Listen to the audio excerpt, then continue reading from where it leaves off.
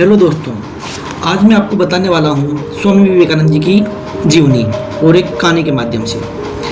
सन 1863 में कोलकाता में स्वामी विवेकानंद जी का जन्म हुआ था। उनका बचपन का नाम नरेंद्र नाथ दत्त था। घर में उन्हें प्यार से नरेंद्र बुलाया जाता था। नरेंद्र बचपन से ही बहुत तेज, जिज्ञासु और निडर था। वह हर चीज़ को समझता था, हर बात पर सवाल करता था। स्वामी जी अक्सर पूछा करते थे कि आपने कभी भगवान को देखा है? ये सवाल उसके जीवन का सबसे बड़ा सवाल बन गया। नरेंद्र ने पढ़ाई में भी कमाल किया। वह दर्शन, संगीत, योग हर चीज़ में आगे थे, लेकिन अंदर से वह बेचैन थे। उसे सिर्फ किताबों का ज्ञान नहीं चाहिए था, उसे सच्चाई का अनुभव चाहिए था।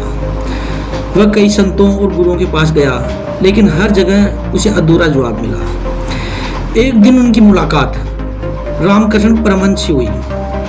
नरेंद्र ने वही सवाल पूछा कि आपने भगवान को देखा है? रामकृष्ण ने तुरंत जवाब दिया, हाँ देखा है, उतनी ही स्पष्टता से जितनी मैं तुम्हें देख रहा हूँ। ये सुनकर नरेंद्र चौंक गया।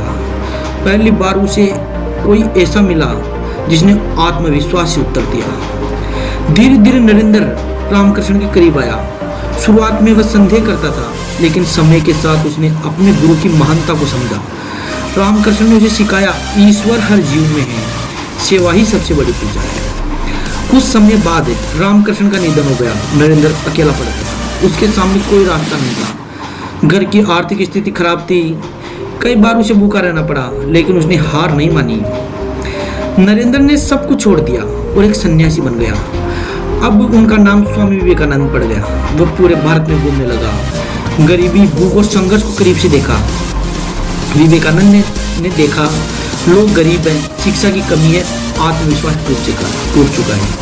उसने महसूस किया भारत को सिर्फ धर्म नहीं, आत्मविश्वास की जरूरत है। विवेकानंद को मौका मिला parliament of the world religion में जाने का, लेकिन समस्या थी, पैसे नहीं थे, कोई पहचान नहीं थी। काफी संघर्ष के बाद वह अमेरिका पहुंचा। 11 सितंबर 1893 को विवेकानंद मंच पर खड़े हुए और बोले, sisters and brothers of America.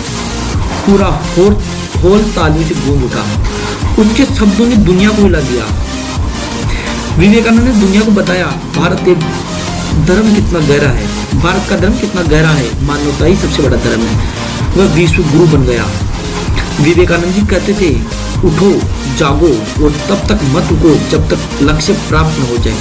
तुम कमजोर नहीं हो, तुम में अनंत शक्ति है। स्वामी जी भारत लौटकर उन्होंने रामकृष्ण मिशन की स्थापना की। उनका उद्देश्य था शिक्षा फैलाना, गरीबों की मदद करना, समाज को मजबूत बनाना। सिर्फ 39 साल की उम्र में विवेकानंद जी ने दुनिया को अलविदा कह दिया, लेकिन उनके विचार आज भी जीवित हैं। तो दोस्तों, कैसी लगी आपको ये स्टोरी? अगर अच्छी लगी है तो दोस्तों लाइक, शेयर और कमेंट जरूर करें।